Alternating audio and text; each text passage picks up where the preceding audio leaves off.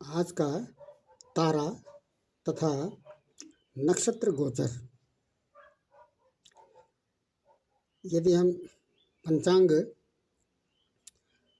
को देखते हैं, जैसा कि पंचांग की स्थिति तो प्रातः 5:30 बजे की होती है, लेकिन वास्तविक गोचर के लिए तो इसमें गणितीय गणना इसमें की जाएगी।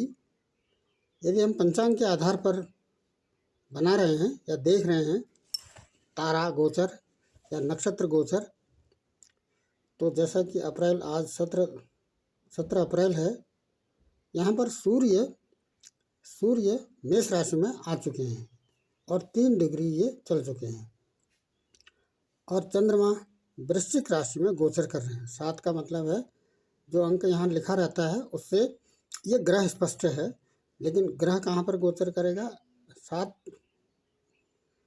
7वीं जो राशि है वो गत हो चुकी है, 8वीं में गोचर कर रहे हैं वृश्चिक में, और मंगल भी कर्क राशि में आ चुके हैं।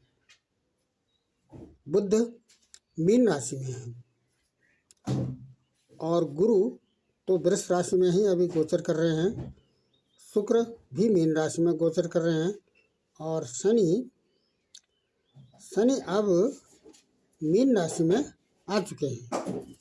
शनि का गोचर मीन राशि में चल रहा है और राहु कन्या में है और केतु भी मीन में है। ये तो ग्रह गोचर की स्थिति है। ये ग्रह गोचर दिखाने का मुख्य आशय ये है कि नंबर एक सूर्य मेष राशि में आ चुके हैं। मुख्य रूप से कई तारा या कई ग्रह अपनी राशि आज कई तारा जो ग्रह हैं वो अपनी राशि बदल चुके हैं। मुख्य रूप से मंगल कर्क राशि में है, सूर्य मेष राशि में गोचर कर रहे हैं और शनि मीन राशि में। दूसरा, कोई भी ग्रह आज की स्थिति में अस्त नहीं है। क्यों? क्योंकि सूर्य 3 डिग्री चल चुके हैं और सूर्य से पहले जो बुध हैं या शुक्र हैं या शनि हैं, ये डिग्री के आधार पर अभी काफ़ी पीछे हैं, ये भी अस्त नहीं है। जो ग्रह सूर्य के साथ हो या सूर्य के आगे हो या सूर्य के पीछे हो, यदि उनमें अंतर, जितना अंतर बताया गया है उस अंतर में आ जाते हैं तो अस्त होते हैं। यहाँ पर कोई भी इस श्रेणी में नहीं आ रहे हैं, तो कोई भी ग्रह आज की स्थिति में अस्त नहीं है। एक बात।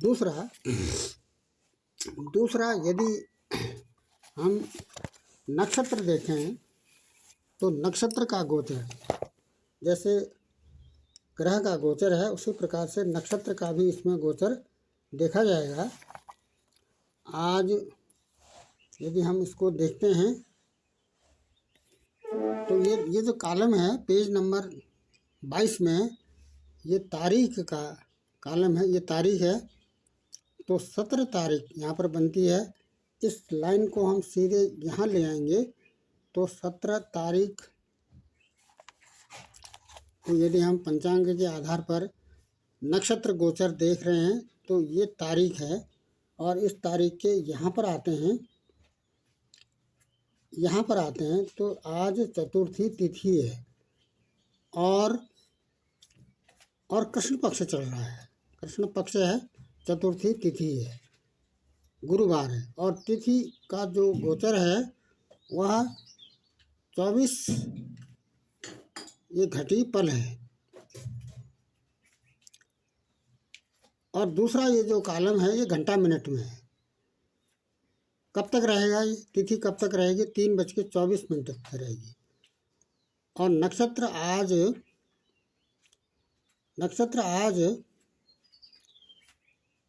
अनुराधा नक्षत्र है। औ का मतलब है अनुराधा। तो और ये समय कब तक रहेगा? ये 5:55 तक रहेगा। और ये जो अगला कॉलम है, यह इस कॉलम को यदि हम देखते हैं तो यह पहला तिथि का हो गया, दूसरा बार का हो गया, तीसरा नक्षत्र का हो गया, और नक्षत्र के बाद का जो स्टेप है वो चरण का है। तो 17 तारीख में आज करण, कौन सा करण है? बालव करण है। इसमें जो मुख्य रूप से बात करनी है वह यह कि बालारिष्ट के संबंध में, बालारिष्ट को यदि हम देखें तो बालारिष्ट भी मुख्य रूप से तारा और नक्षत्र पर ही आधारित है। तारा माने ग्रह और नक्षत्रों पर ही आधारित है। बालारिष्ट की गणना के लिए यदि हम देखते हैं तो यह तारा और नंबर 1 तारा और नंबर 2 नक्षत्र, इन पर आधारित है। बालारिष्ट भी, इसमें भी ये पताकी अरिष्ट देखा जाता है।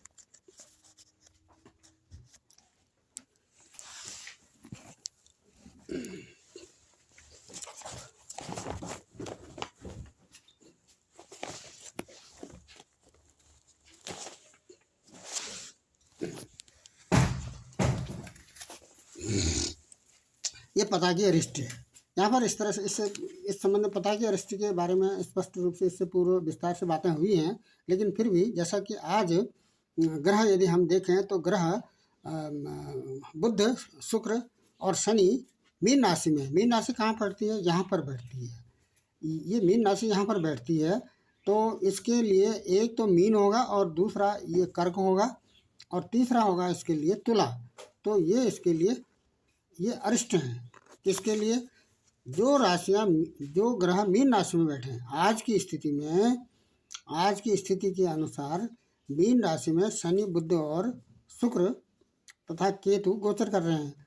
तो इनके लिए अरिष्ट राशियाँ कौन कौन सी होंगी? नंबर 1 तुला होगा और नंबर 2 कर्क होगा। और शनि भी मीन राशि में है।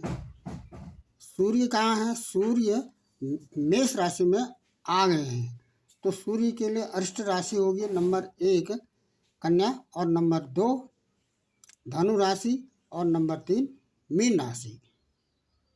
उसके बाद यदि हम देवगुरु बृहस्पति देखें तो देवगुरु बृहस्पति वृष राशि में गोचर कर रहे हैं। तो इसके लिए अरिष्ट होगा नंबर 1 वृश्चिक, सिंह और नंबर 2 होगा कुंभ और नंबर 3 होगा ये वृश्चिक, सिंह, वृश्चिक और कुंभ। चंद्रमा के लिए देखें तो चंद्रमा वृश्चिक राशि में गोचर कर रहे हैं। तो चंद्रमा के लिए एक तो अरिष्ट है कुंभ और दूसरा अरिष्ट है सिंह। सूर्य हो गया, चंद्रमा हो गया और बुध, देवगुरु बृहस्पति, शुक्र, शनि। तो ये राशियां इस पताकी अरिष्ट के अनुसार आज की स्थिति में ये ग्रह, इन ग्रहों के लिए अष्ट ग्रह ये बनते हैं। दूसरा,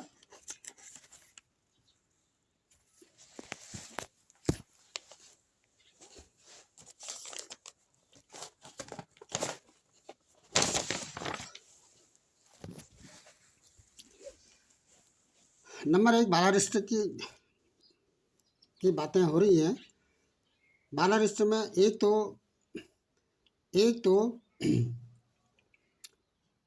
ये जो ग्रह हैं ये कहाँ पर हैं ये देखा जाता है डिग्री के आधार पर। इस समय जो मुख्य रूप से बात करनी है वह है चंद्रमा। यदि चंद्रमा कर्क राशि में हो और 8वें स्थान पर पड़ा हो, ये उदाहरण कोई भी यदि हम जन्म पत्रिका लें तो इस प्रश्नगत जन्म पत्रिका में चंद्रमा कर्क राशि में नहीं है और 8वें स्थान पर भी नहीं है, तो ये अरिष्ट नहीं होगा। और यदि दूसरा उदाहरण देखें, उदाहरण के लिए चंद्रमा यहाँ पर कर्क राशि में नहीं है और 8वें स्थान पर भी नहीं है और 12वें घर में, हाउस में भी नहीं है।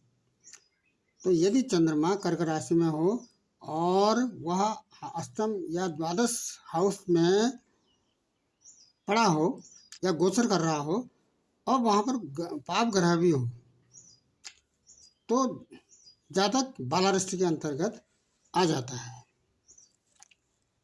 क्या इसका कहने का मतलब है, यदि जन्म के समय पर चंद्रमा कर्क राशि में गोचर कर रहा हो और वह 8वें हाउस में या 12 हाउस में गोचर कर रहा हो और उसमें उसमें पाप ग्रह या क्रूर ग्रह भी हो, कौन कौन से, सूर्य, मंगल, शनि, राहु और केतु वहाँ पर हों या उनकी दृष्टियाँ हों, केतु की तो दृष्टि नहीं ली जाती है, तो ऐसा जो योग है वह बालारिष्ट में आ जाएगा। दूसरा, यदि हम आयु के संबंध में गणना या अनुमान करते हैं तो नंबर 1 बालारिष्ट देखा जाता है। ये बालारिष्ट में भी दो, एक तो गंडारिष्ट है, दूसरा ग्रहारिष्ट है और तीसरा पताकीय रिष्ट है। एक तो गंडारिष्ट है और दूसरा है, गंडारिष्ट में एक तो गंडांत तारा देखते हैं और दूसरा गंडांत नक्षत्र इसमें देखा जाता है। और दूसरा है ग्रहारिष्ट में एक तो मुख्य रूप से चंद्रमा देखते हैं, क्योंकि चंद्रमा शीघ्रगामी ग्रह है, यह 2.25 दिन में ही अपनी राशि बदल देते हैं और नक्षत्रों के चरण भी चंद्रमा के ही लिए जाते हैं। जन्म के समय पर चंद्रमा जिस राशि में या जिस नक्षत्र में गोचर कर रहा हो, उस नक्षत्र के चरण यदि प्रारंभिक चरण और अंतिम चरण जन्म के समय पर आ जाते हैं तो उसको दिवारिष्ट या उसको संध्या दंड गंड या उसको रात्रि गंड में लिया जाता है। तीसरी जो मुख्य बात करनी है वह यदि हम ग्रहों की बात करें तो एक तो चंद्रमा हो गया। चंद्रमा जन्म के समय पर चंद्रमा अगर जन्म के समय पर चंद्रमा यदि कर्क राशि में गोचर कर रहा हो और वो 8वें और 12वें घर में हो, वहाँ पर पाप ग्रह भी हों या पाप ग्रहों की दृष्टियाँ हों, तो ये बालारिष्ट के अंतर्गत आ जाता है। दूसरा जो ग्रहों का, यदि हम ग्रहों के अरिष्ट की बात करें, 4 या 8 लग्न हो, 4 का मतलब कर्क, 8 का मतलब वृश्चिक लग्न हो और ये पूर्वार्ध में सब पाप ग्रह पड़ते हों।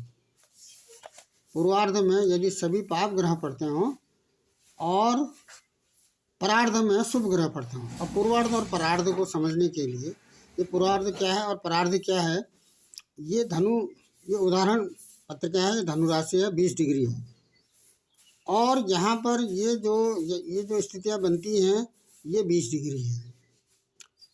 तो यदि 6 के 20 डिग्री से, 6 का मतलब कन्या राशि के 20 डिग्री से तुला, वृश्चिक, धनु, मकर, कुंभ और मीन का 29 डिग्री तक का जो स्थान होगा वो पूर्वार्ध कहलाएगा। तो इस पूर्वार्ध में अगर कोई ग्रह बैठ जाते हैं जन्म के समय पर और मीन राशि के, ये मीन राशि कहाँ बैठती है, यहाँ पर बैठती है। मीन राशि के 20 डिग्री से मेष, वृष, मिथुन, कर्क, सिंह और कन्या तक के 19 डिग्री तक का जो क्षेत्र होगा वह परार्ध में आएगा। तो यहाँ पर यदि पूर्वार्ध और परार्ध में, यदि पूर्वार्ध में सभी पाप ग्रह हों तो वो भी ग्रह अरिष्ट में आ जाएगा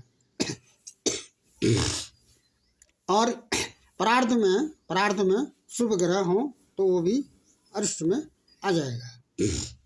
इसको फिर से संक्षेप में इस तरह से देखा जा सकता है।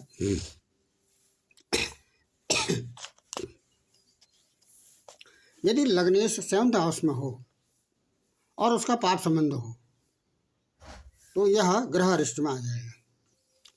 शनि और मंगल और सूर्य यदि 6-8 में हो, 6 और 8, 6th हाउस, ये 6ठा हाउस है और ये 8वां हाउस है, ये 8वां हाउस है। तो शनि और जन्म के समय पर शनि और मंगल या सूर्य 6 और 8 में आते हैं और उनका शुभ संबंध न हो, शुभ संबंध का मतलब है किसी शुभ ग्रह न तो वहाँ पर शुभ ग्रह हैं और न ही शुभ ग्रहों की दृष्टि है, तो ये भी ग्रहारिष्ट में आ जाएगा। यदि लग्नेश नीच का हो कि लग्नेश ये यहाँ पर ये नीच, यहाँ पर ये जो 12 नंबर की राशि है, 12 नंबर की जो राशि है यह बुध की नीच राशि है और शुक्र की उच्च राशि है। तो यदि यहाँ पर नीच राशि का लग्न हो बनता और वह 8वें हाउस में और 8वें हाउस में शनि 7वें हाउस में पड़ जाता, नीच राशि का लग्नेश 8th हाउस में पड़ जाए और शनि 7th हाउस में पड़ जाए, तो वो भी ग्रह अरिष्ट में आ जाएगा।